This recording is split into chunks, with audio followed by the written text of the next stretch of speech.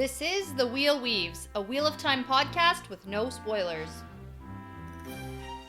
Welcome, listeners. I'm your host, Dani, and I'm the first-time reader who's going through this 15-book series chapter by chapter. As always, there are no spoilers past the chapter we are covering, and that means it's totally safe for first-time readers.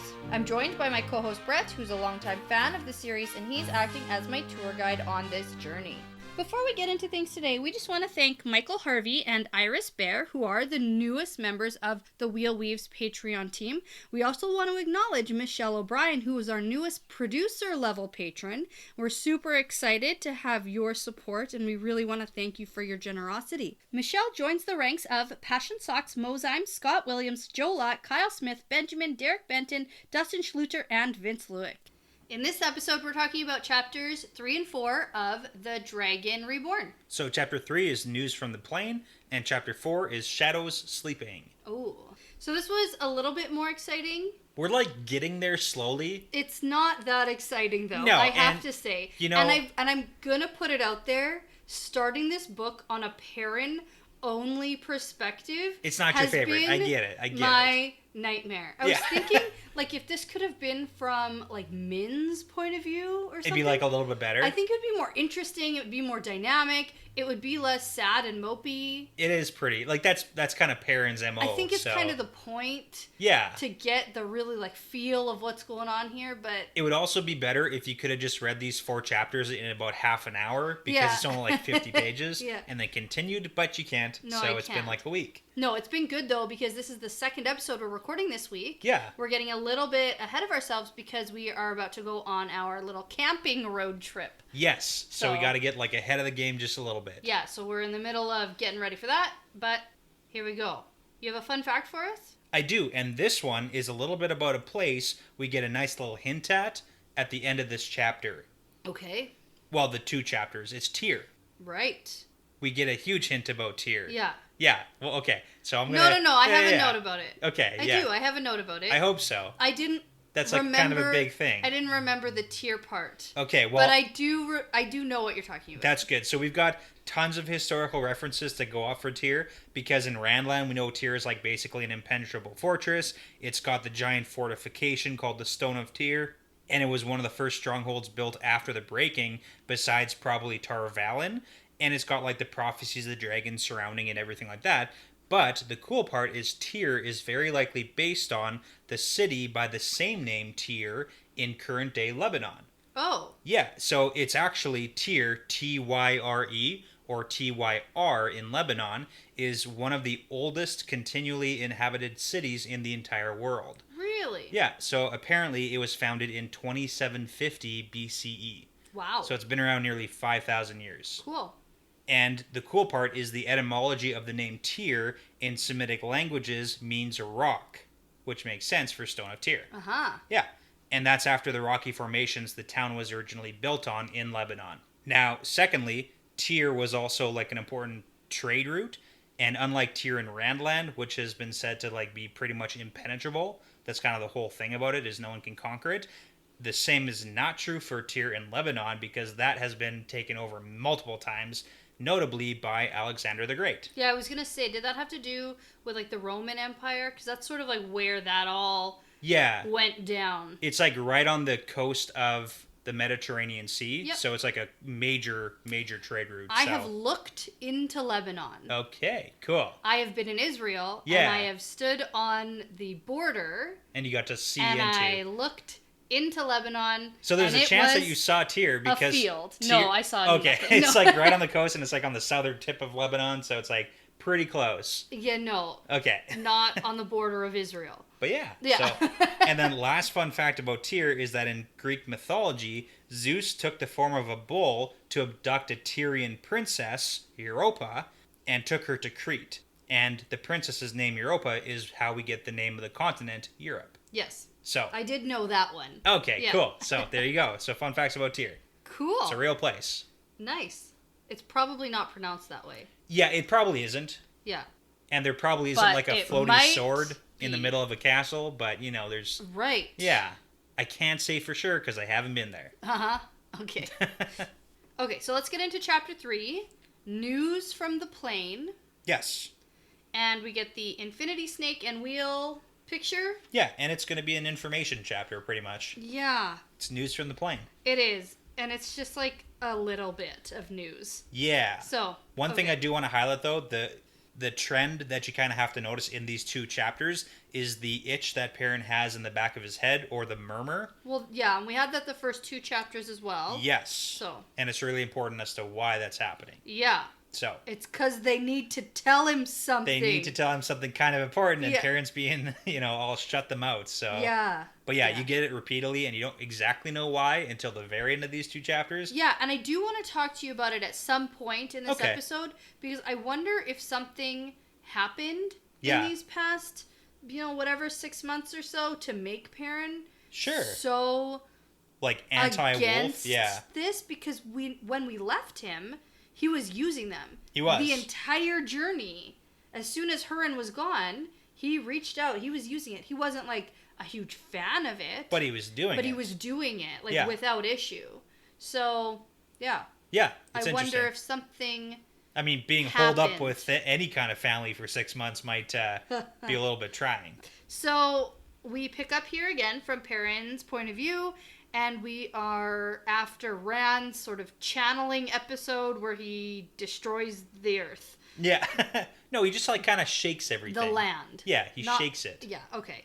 And so Perrin leaves, and he sees Moraine standing there staring towards where Rand is, and Perrin's like, it was an accident. I hope so. Yeah. But also, that's really bad. Yeah, and she's like, an accident. Yeah, it's like doubly... Is it worse if it's an accident? I think so, yeah. Yeah, probably. Because that means he has zero control. Yeah. Like, if he was doing it on purpose, like, hey, don't be a dick. Like, he was, pissed off and, shaking everything. Yeah, and he was, doing it on purpose, then at least he would have some semblance of control over what he's doing. Yeah. The fact that it's an accident is way worse. Yeah, because that means he has zero idea what's happening. Yeah, so there you go. Yeah, okay. And apparently this means that there's going to be an argument later on, too, so... Well, there's always arguments. Yeah. So. But Perrin heads back to camp, and then we get the full extent of the damage, which is interesting because I hadn't connected that where Rand was and where he was doing his destroy the earth business would also affect what's going on in the camp. Everything around. Yeah. Yeah. And it did. It did. So the camp is a mess. Like, huts were knocked down and trees were blown up. And people got just, rocked around and hurt. Yeah. So... Not seriously hurt. It's, I don't know. Leia got pretty seriously hurt. Yeah, a little cut on the head. She's fine. But it could have been worse. Yeah. So, as Perrin heads down, he sees that they are rebuilding. Perrin joins Min, then by the fires. And now she's in charge of cooking. But apparently she sucks at it and is all grumpy. Yeah. And has burned the stew, and she's got a bruise on her face, and she's pissed at Rand. Because he spilled a bunch of the soup. It's kind of important too, Rand's power level, that's probably a pretty big feat to shake the entire mountain area. Yeah. It seems like a pretty big thing he did too, so. Yeah, because Min says, what right does he have to bounce us all around like sacks of grain? Yeah. And I just picture them all. I don't know if you ever played this game as a kid. The parachute?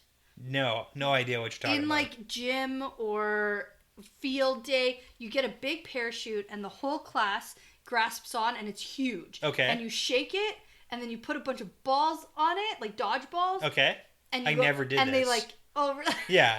Really? No, never. Really? Yeah, okay. serious. Okay. Well, it was a lot of fun, and I'm sure some people know what I'm talking about. Maybe. But you can bring it up above your head and everyone sits under it like a mushroom. Do you ever, okay. You never... No, describing it more doesn't make it Okay, well I never happened for me. Because you play this game called Popcorn. Okay. Where you put all the dodgeballs on the parachute. Okay. And you, I see what you're doing. You bounce it around. Yeah. And everybody waves their arms and the balls all fly out of the parachute, and the object is to get all of the balls off of the parachute as fast as possible. Yeah, or yeah. It's just to do fun. It. Yeah. Okay. And that's what I picture is everyone just bouncing around, being thrown off this mountain somehow. But yeah. It makes more sense if you had ever played picture it. what I'm talking I about? can picture what you're talking about. So like I get that. I'm gonna show you some videos later. Yeah, okay, sure. You know what? I did play it. I know exactly what you're talking about. I knew you did. Totally. You're just messing with Yeah. me. No, you're not. You have no clue. idea. Yeah. But I can visualize all the Shienarans and Min bouncing around. So Yeah, okay. I mean, as a matter of course, like the Shienarans just like rebuilding, acting like basically nothing happened.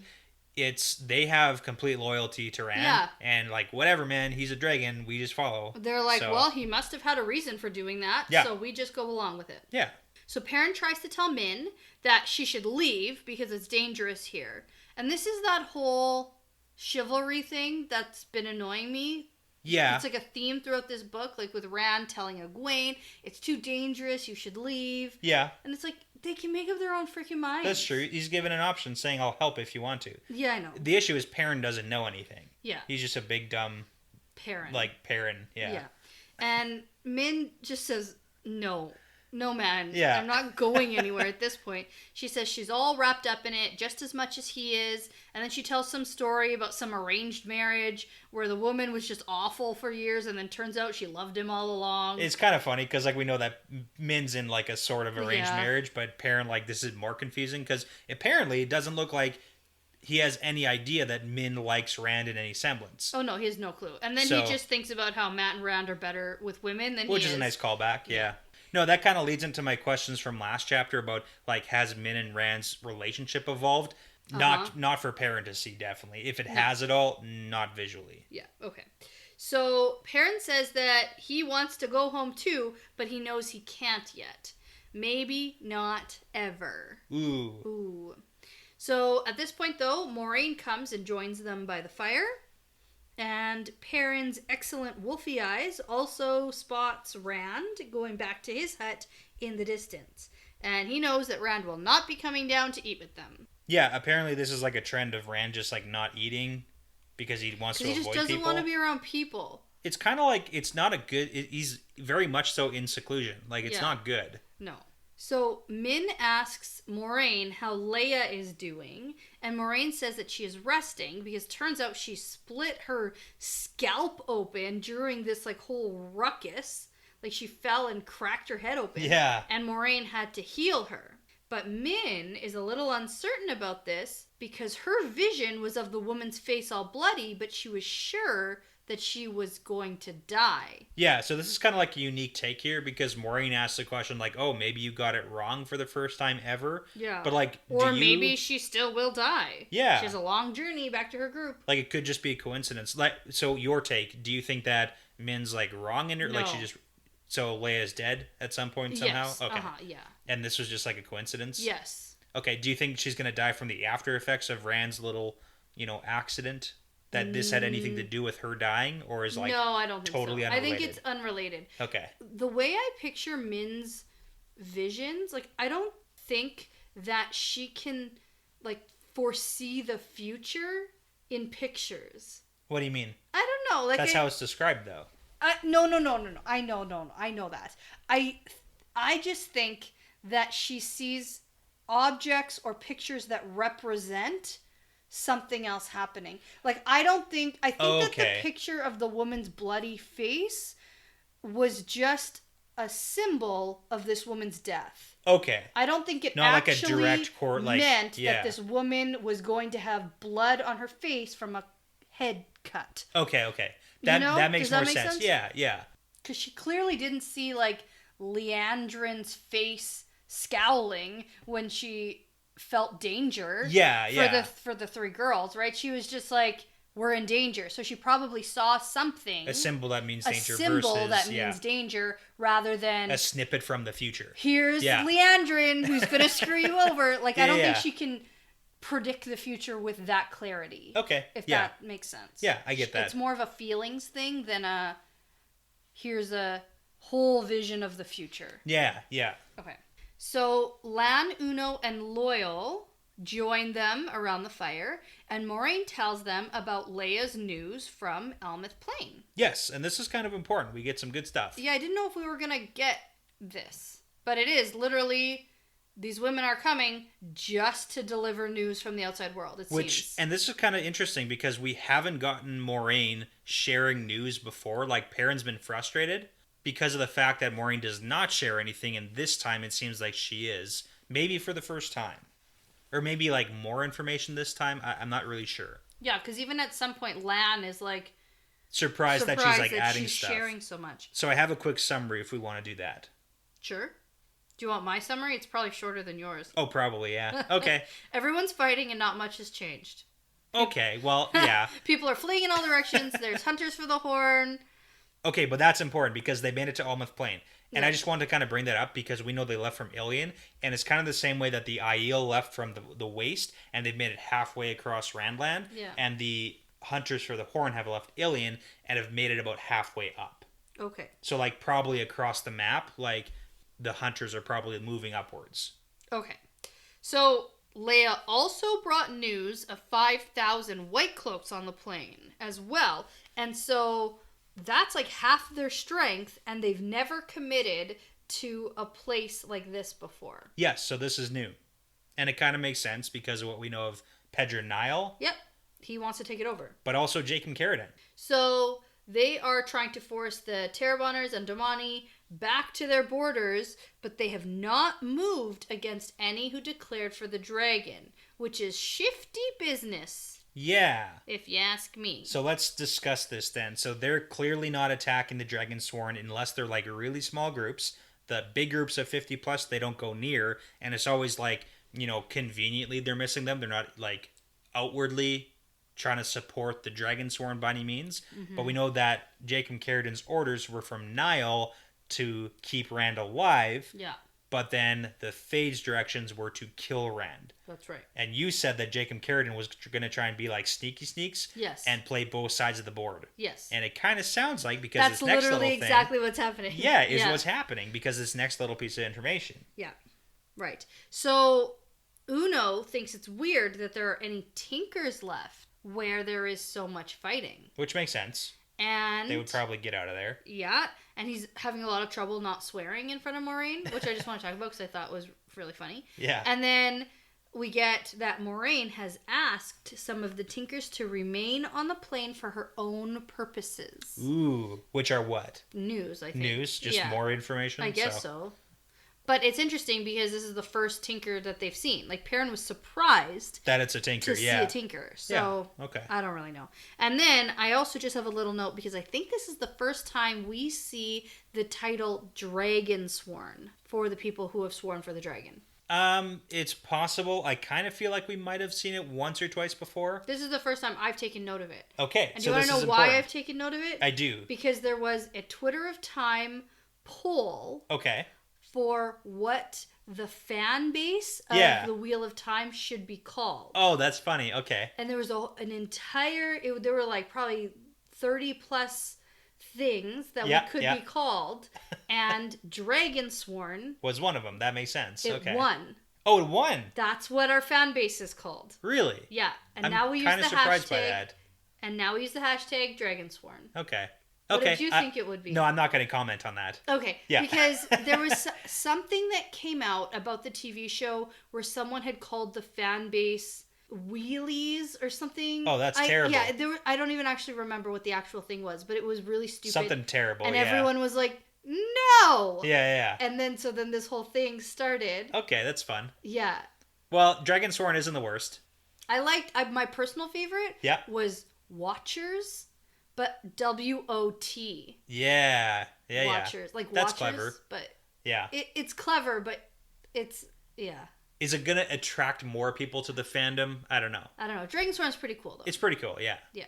Deceptive if you're looking for flying dragons. Though. A little bit, yeah. Well, that's the entire thing about this series versus Game of Thrones, which I'm assuming is we're going to pull a lot of the audience. The direct comparison, absolutely. Yeah. Well, that's where the audience, I'm assuming, is going to shift from Game of Thrones into the next thing. So. Yeah, well, it's also interesting because I was reading these chapters while I was getting my hair done. Okay. And my hairstylist had asked me what book I was reading. So I was sitting there waiting for my hair to, be done. I was reading, and I said, oh, it's, just a book in this fantasy series. And she goes, oh, and then I said, it's kind of like Game of Thrones. And she went, oh, okay, cool. Cool, yeah. And then that's like... Nice. And I was like, oh, and I sort of cringed a little bit for like having done it, but like she totally... And I didn't have to do it, but I did it anyway. I got no problem comparing it to Game of Thrones because it's something people can connect with. Yeah. And if that's going to make someone want to read the series, then like, let's do it. Yeah. So. Yeah. Okay. Back to this though. Yes. So. Dragonsborne, and then also the White Cloaks not moving against them. Yeah. Seems like some kind of plot. I mean, obviously, because it's like, are they just trying to like lure the dragon out into one of those little collectives? And that's why Rand can't just go strolling down there like he wants, because there's more than White Cloaks to be worried about. Yes, so let's talk about this next part. So Moiraine tells them that there were 3 young men who have died in the villages. And this surprises Lan that she's telling them this? Yeah, this part. yeah. And it's clear now that Rand can't go there because these men were all tall and had light eyes. So they kind of look like Rand's stunt doubles. Uh-huh. Yeah. Yep. So a couple of really important things here, because if this is something that's telling us about Jacob Carradine, if he's trying to like not move against the Dragonsworn to like appease Niall and then secretly sending these assassins... The Soulless. The Soulless. I have a glossary definition for you. Oh, you do? Okay. I do, yeah. So if he's sending those somehow to, like, assassinate Rand secretly, then he can maybe play both sides of the table. Okay. And that kind of is, like, the only thing we can draw out of that. Yeah, because it says that the Dark One has killers you don't notice until it's too late. Yes. And then Uno calls them the Soulless. Yeah. And I originally, my first read-through, thought it was just, like, another word for... like a fade. Okay. Or a... So it's not. Yeah. And that's cool. So I have a glossary definition for you. Okay. So it's time for glossary definitions with Brett. Okay, so when you look up Soulless in the glossary, it directs you to something called Grey Man. Mm-hmm. Now, Grey Man in the glossary is someone who has voluntarily surrendered his or her soul in order to become an assassin serving the shadow. Grey men are so ordinary in appearance that the eye can slide right past without noticing them. The vast majority of grey men are indeed men, but a small number are women. Ooh. So I'm going to make you recall something. What Ingtar said in his confession to Rand. Oh. He said, I never knew what he was going to do. Oh, a pale little man who you didn't seem to really notice even when you were looking at him. Ah. So it's kind of hinting that probably... that guy is a soulless. A grey man or one of the soulless. Yeah. So... which makes me now flip back to that it probably was aimed at Rand. Instead of the Amerlin? Yeah. As an assassin for the Shadow? Yeah. I mean, the Shadow would probably have I just find it weird, though, because I think at the beginning of The Great Hunt, the goal wasn't to kill Rand. Okay. I just got the feeling that Baal-Zaman was still playing at the come to the dark side. Okay. I didn't think that Rand was to be assassinated yet. So who's really given the orders? What orders are they following? Yeah. Or was it meant for the Amerlin? So I don't know. Oh, maybe we'll find out in like 10 books. So complex. Yeah. Okay, so Moiraine asks if Uno's men did a thorough job on their scout tonight because Rand's incident could have lit a signal fire for any fade within 10 miles. Yeah, which also kind of probably means that Rand hasn't done anything to this extent yet. Yes. This is like the biggest event. Right. And so Moiraine, turns out, has already set like the invisibility wards, the Heidi wards. Yeah. Right? Or like something to protect from the Soulless. I think that it says that she says not being seen is better than being able to like kill them on sight or something like that. Yeah, and like she can't do that one, I just had a call to the ward that she did set when they were camped in the Blight. Yeah, where it's like invisibility Yeah. So. That's what I thought. Cool, That's what I thought of. Okay. And so she says that she could not set anything else that will kill anything that tries to enter. She just basically makes them hard to find. And the Soulless could sneak in here and slit her throat. Plus, it's not possible to set 2 kinds of wards at once. Yes, and we've already learned that before. Which I remember. Yeah, like when they were escaping Shadow Logoth and she could only set traps for like the Shadow Logoth evil and not like the Trollocs. Okay. Like a bunch of times it's come up. So. Okay. So Lan says that he will go scout again, but Moiraine says no, he's needed here. There is a feeling in the air, and Perrin says waiting. And Moiraine says yes. Okay, so they get the same like vibes. Mm-hmm. Okay. And then she instructs Uno to make sure his guards are extra ready. Yeah. And he goes, my guards are always extra ready. Yeah. Yeah. Okay, good night. Yeah, okay, sleep well. Yeah. And Perrin doesn't really feel well. And so he goes off to his little hut to go to sleep until it's time for his watch.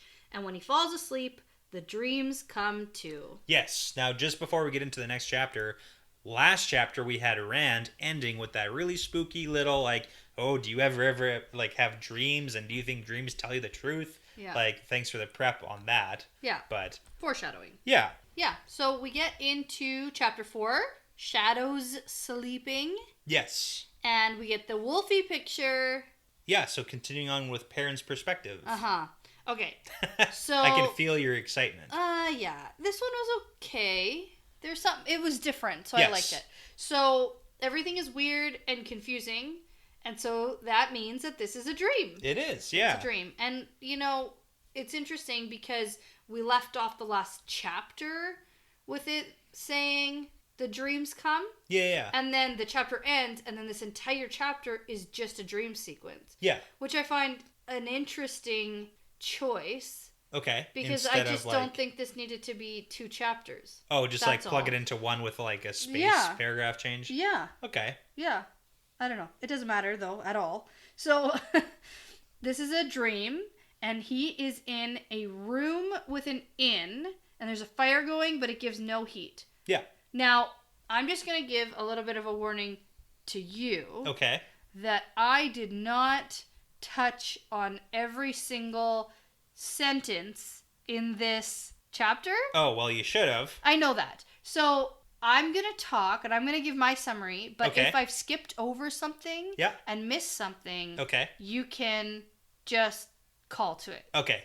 So again, just like as an overarching theory for this entire chapter, the whole itching and scratching at the back of his mind and the murmuring, that's all wolves. Yes. Okay. Yeah. Well, Yeah, I get that. I figured you got that. I just wanted to Okay. make that clear. Okay, so on cue, Perrin thinks about something scratching at the back of his mind, but he doesn't let it in, and then some voice says, "So you will give it up then. It is the best thing for you. Come, sit and we will talk." Yeah. And I originally think that he's talking about the wolf thing.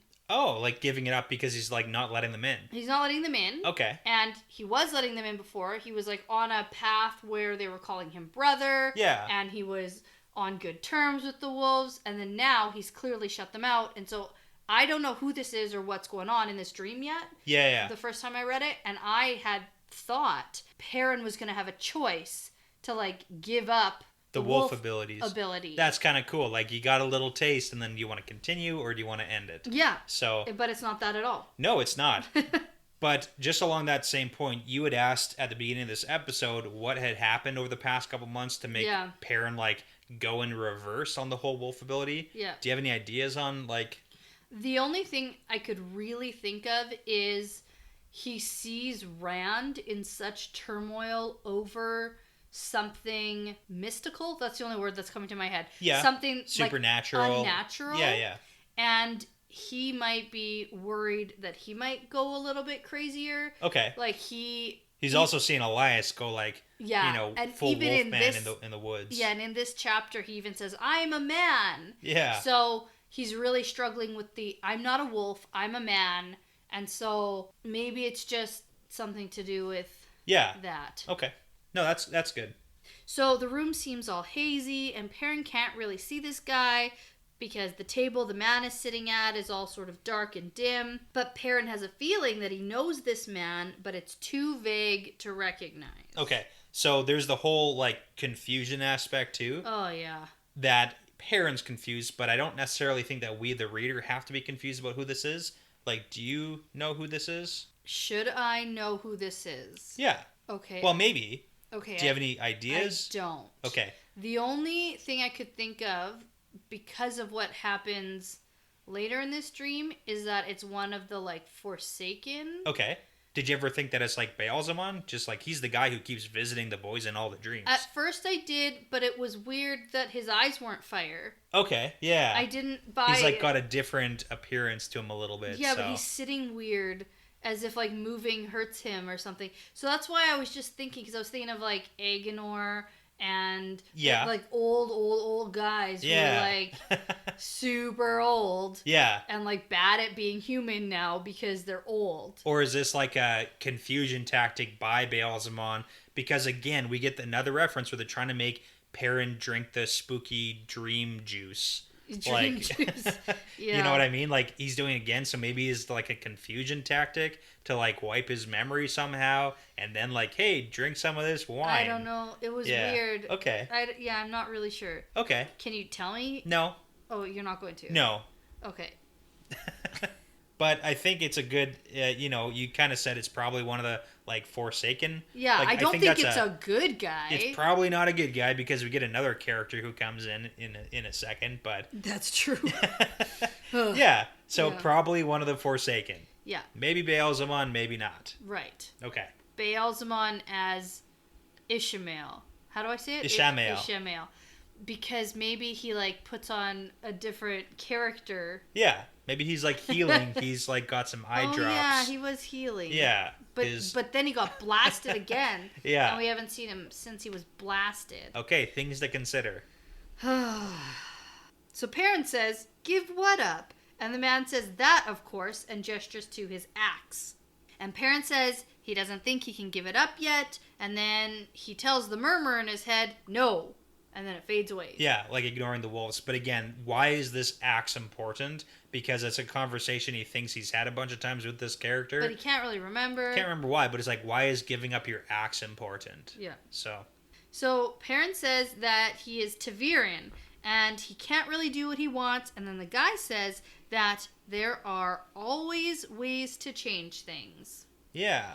And here, have a drink with me. Spooky dream juice. Yeah, but he says to years past and years to come. Yeah. So that actually made me think of how Rand was like Lews Therin and obviously has been reborn a bunch of times and, knows these Forsaken and these heroes from ages past. Okay. Maybe Perrin is also reborn. Oh, okay. And as like a reincarnated soul. Of someone. Yeah. And also knows them somehow. Yeah, no, that's totally fair. So, but I mean, kind of back to this whole axe thing too. It's just an idea that I'm gonna throw out there. Maybe this Forsaken character is like trying to make him give up the axe because we got in the last chapter where Min was like, "Do you want to like just give up and go home?" So maybe if it's a whole like get Perrin to like quit being in the storyline. Like, give up your axe, go home, be a blacksmith, and then you get one of these Taviran, like, out of the picture. Yeah. So maybe that's a tactic. Maybe. Well, we get a little reference later, too, I'll point out. So. Okay. So then the silver cup of red wine appears on the table, and then this just reminds me of the Baalzamon dreams from the Eye of the World. Yeah. Like, the initial ones. Yes, right? Yeah. So then this guy says that there are 3 threads woven together, and they share one another's doom. When one is cut, all 3 are cut, and fate can kill you if it does not do worse. There you go. Make Perrin quit, and then the entire, 3 weaves, 3 strands, 3 Taviran, they all fall if one goes home. Sure. I'm not really sure that's how it works. Okay. But, well, he just said it is. Yeah, if you cut one. We should totally just listen to this guy. What is a tricycle without one wheel? Yeah. Right? It's basically nothing. Basically nothing. Yeah. So Perrin sees himself in a mirror, and he's wearing like a super fancy gold-plated armor and a fancy lion gilded helmet. Yeah. And then he thinks about his axe, how he has carried it 1,000 times in 100 battles. Yes, that's too many. Yeah. Yeah. That he has not fought in 1,000 battles. Well, maybe. Well, not Perrin. Well, no. Yeah, but the whole reincarnated soul thing you just said. That's what I was thinking. Yeah. But probably not with the same axe, but... Probably also not, considering that, Luhan forged it. Yeah. Yeah, but, then we hear something that says, a man destined for glory. So is it the man that says that, or is that Selene, or Lanfear? That's Lanfear. Okay. Yeah. So Perrin spins away and sees the most beautiful woman he has ever seen. Yeah. And I just went, oh no. So I gotta point something out. We've got Rand and Loyal, who's an Ogier, and Hurin all talk about Selene when we met her that she was like the most beautiful, and now we have Perrin being like the most beautiful. Do you think that Lanfear legitimately is like the most beautiful woman on Earth, or is she doing something to like? You know what's funny is I was actually thinking about this just today in my daily life. Sure. When I was just doing something, I was thinking about how everyone thinks Celine is the most beautiful woman, and you know, everyone has different tastes here. Especially like Ogier, probably. Oh yeah. Who thinks Aerith is like the most beautiful person ever? Ogier ever, and she does not look like Lanfear. Yeah. We also know that Lanfear has some probably like influencing powers. Probably. So do you think that she's like doing something all the time to men? And also, well, I had already said she probably has that flower. Min also thinks she's super beautiful. And she was like jealous of her. Yeah. So she's just like always doing something to everybody. Yeah, maybe. Or maybe she's just that beautiful. Maybe she's just that beautiful. No, I don't know, because I said, you know, she's a Forsaken who's like a bajillion million years old, and she should be super old and ugly. Yep. Wearing a turtle shell face. Or Game of Thrones reference, got that little necklace that makes you young. Oh, yeah, the necklace. Yeah, don't want to take that off, so... Because before I had made the old witch from Rapunzel. Yeah. Or Tangled. Yeah. As a young, beautiful mint enhancer. So she jumps into her all men want glory speech because she's moving on from Rand, apparently. Yeah. I gotta say, because this is hilarious, because it's like the exact, like almost word for word same shit that Lanfear is talking about glory and fate, you must want it. And do you think that Lanfear is getting frustrated because she's got these like backcountry boys who you think would be like, oh, power, fame, glory, Horn of Valyr, and they're like, nope. Yeah. Yeah, and she's thinking it's gonna be easy. Yeah. And then what is Matt gonna say? I mean, she's went from Rand to Perrin. She's probably gonna go to Matt. She probably should have started with Matt. She definitely 100% should have started with Matt because War Death was like, want some treasure? And Matt was like, yeah? Yeah, dude. For sure. Let me help you carry it out of here. Yeah. Yeah. And also, he blew the Horn of Valyr. Oh, yeah. Right. She should have started with Matt. She definitely should have started with Matt. So, anyway, she says to have a drink with her, and the silver cup reappears, and he says no, and she says drink, and now the cup is gold for some reason, which is weird. Yes. And again, it seems like they're like playing with Perrin's mind, like really messing him up to like throw him off somehow, and he's really fighting hard. Well, it's really messing up my mind. For sure. So Perrin is confused and shouting no, and the wolves are trying to get in his head, and then he shouts that he is a man, and then Lanfear says that the night is always there, and dreams come to all men, especially you, my wildling. Yeah. I will always be in your dreams. Ooh, okay. And I wonder, has she showed up in Rand's dreams? Do you think that she hasn't? I think she has. Okay. I think that's why Rand is like, you think dreams are true? I hope so. Hope so. What kind of stuff you do in your dreams? I don't know if we can see those. No. Yeah. No, I think there's a reason we haven't been in Rand's head yet. Oh, okay. Maybe. Yeah.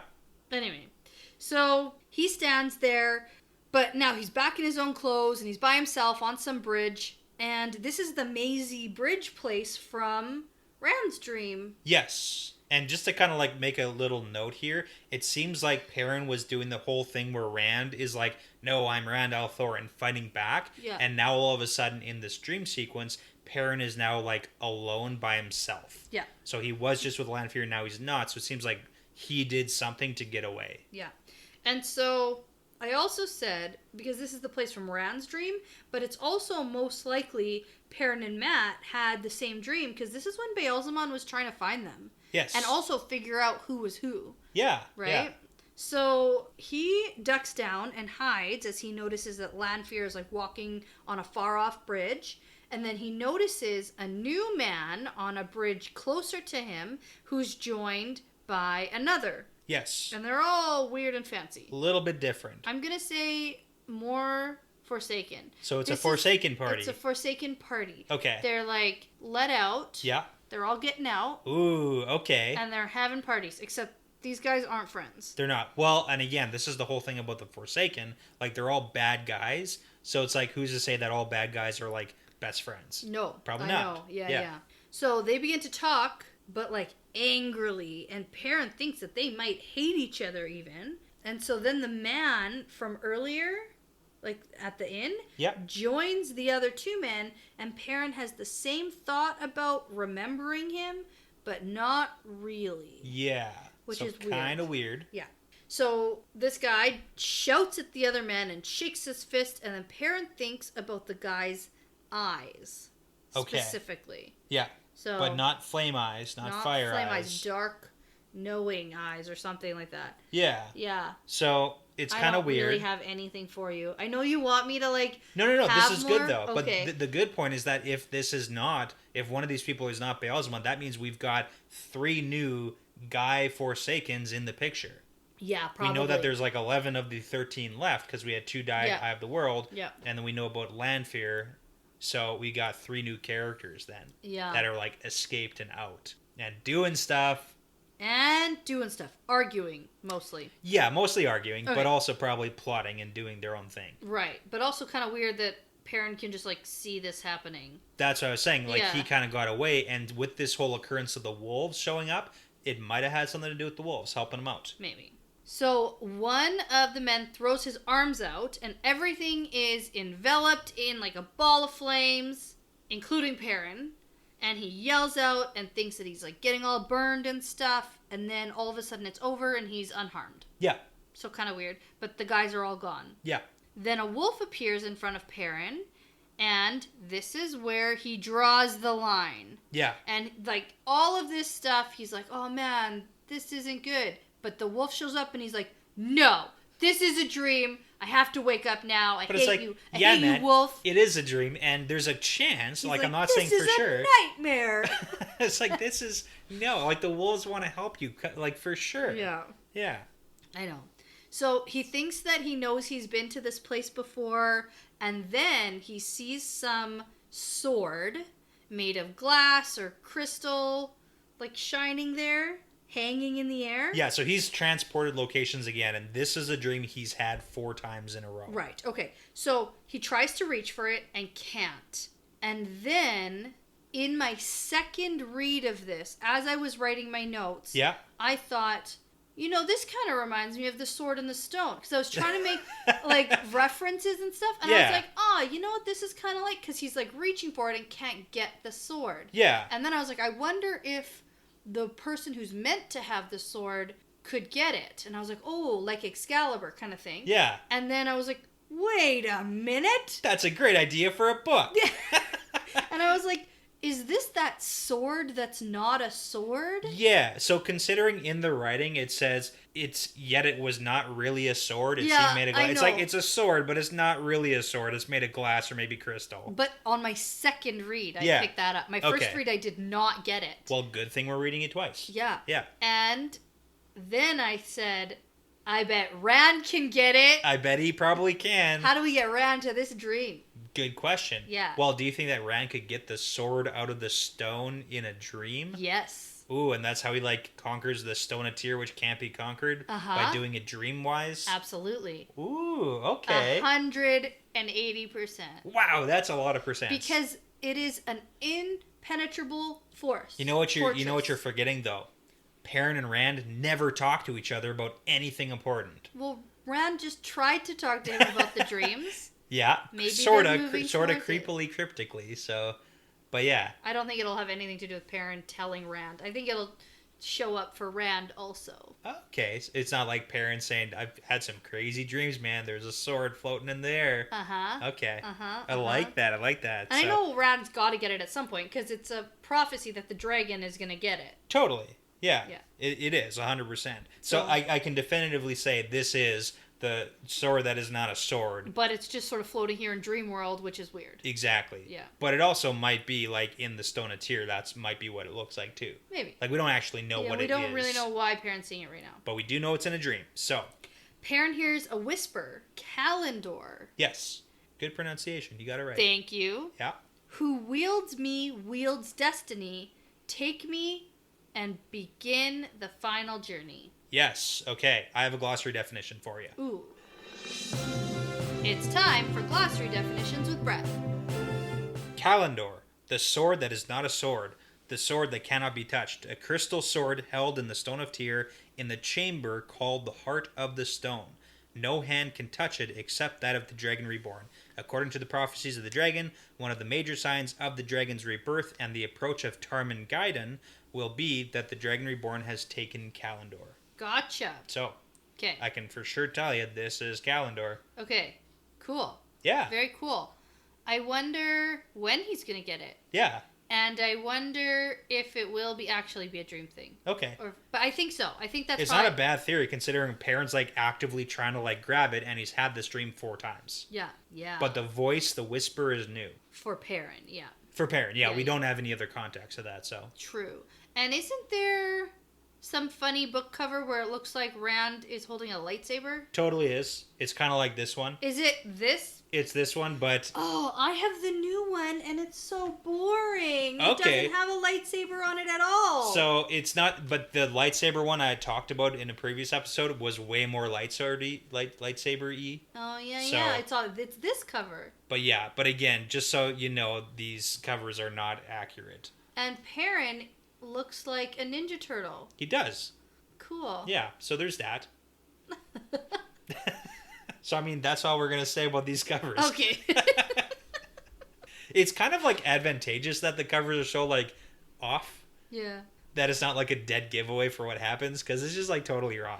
Yeah, well, I've had my your experience share, yeah. with The Great Hunt really throwing me off. But it's what ended up making me predict that it's what ended up making me predict that Matt was going to get the horn and blow it. So, just, like, by accident, so. yeah. Okay, so then we get into some good stuff, because then he hears the Twisted Ones come. So it's almost like he lets his guard down. Yep. Somehow they bust their way in, these wolves, and the wolf is standing there staring at him. Perrin yells, "No, I will not let you in." Too late. Too late, we're in. Too late, man. Yeah. So he wakes up and sits up in bed, and he hears it again. The Twisted Ones come, brother. Yeah. Ooh, okay. Oh, no. Oh, no, because this is Perrin. So Perrin is actively sleeping. It's nighttime, and they're worried about an attack on the camp tonight, probably, from everything we've heard. Right, and then it's like, Trollocs coming. But this is the thing. He's been shutting the wolves out for what we've seen, like, months, obviously, but the last couple of days has been, like, exceedingly bad. Yeah. So We've only seen him this one day. We have, but it's like it's been a build-up even Yeah. throughout this day. So it like makes logical sense that the wolves have known that the Trollocs are And like they're trying to warn coming, him. Yeah. and they're trying to be like, "Hey, man, trying to tell you, Trollocs are here." Yeah. And now it's like they're here. Well, they come. They come. Yeah. Yeah. But like that's bad. Yeah, it's bad. That they're like busting in the doors of his dreams to like appear. Yeah, and really warn him. Yeah. So I'm excited for this book to amp up. Because he just woke up in the middle of the night with a warning from the wolves. Yeah. Yeah. Yeah. Stuff's happening. Yeah, I'm excited for another chapter 5 where Trollocs bust in unexpectedly. Nice. Love it. Do you think that there's going to be like fades or maybe some of these Soulless we've heard about? No. Just Trollocs? Trollocs and fades, probably. Trollocs fades. Okay. Okay. Yeah. Yeah. Soulless we wouldn't even recognize. Oh, yeah. I totally wouldn't. Yeah, I don't know. I don't know if Dark Friends are going to be with them. Okay. Or if it'll just be Trollocs and fades. Okay. Maybe some Drakkar? Maybe. Ooh. I don't know. Can I go read it now? Yeah, I think so. I think that wraps it up because we had a lot of build up, couple new definitions. Actually, I'm not going to read tonight. Oh. I'm going to save it because we're going on a road Oh, trip. for the road trip. Okay, that works. So I have something to read like a normal person on a road trip. It's only 2 chapters, but, it'll be something. The best part is we can now listen to The Eye of the World and The Great Hunt on audiobook while we drive Hooray, for hours on end. Great. So excited about it. Actually, I'm kind of looking forward to that, too. Yeah. Yeah. We've been on a road trip before where you've been listening to these audiobooks. And you went to sleep real fast. 100%. Yeah. Yeah. So. Yeah. I think it was during a sex scene. It was during a sex scene. It was. I remember it was like having to be like, it's just a book, I swear. No, it was 100%. It wasn't like a sex scene. It was like a sexy scene. It was a sexy scene, yeah. It was like somebody was trying to seduce somebody or something. You definitely, yeah. And I was like completely going to... It was like book like 10 or something. Like I don't even remember where you were. It was later on in the series, I'm pretty sure. But I yeah. don't remember what scene it was exactly. I just remember being, it's like, oh, this is... It's kind of like when your parents walk in and there's like a sex scene on the TV and you're like, oh my God. I'm not just watching sex scenes on TV. It's an actual show. You know, I was not even a little bit interested or paying any attention, and I went to sleep. Yeah, I know. Yeah. Which is the best part about road trips with you, because you drive and I sleep and eat Doritos. It's great. Not going to be the same with a 2-year-old. Buckle up. Oh my Here gosh, we go. I know. Okay. Alrighty. So, with that being said, I think that this is part of the pattern now. It's part of the pattern.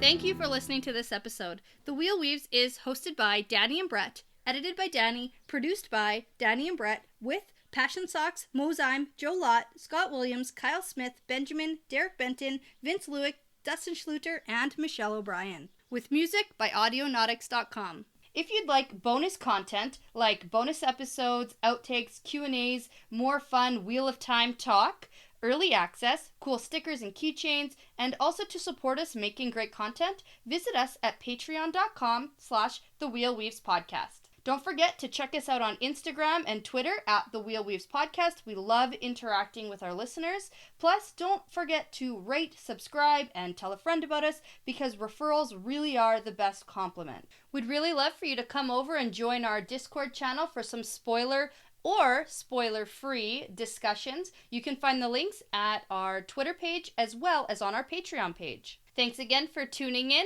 because this really is part of the pattern now.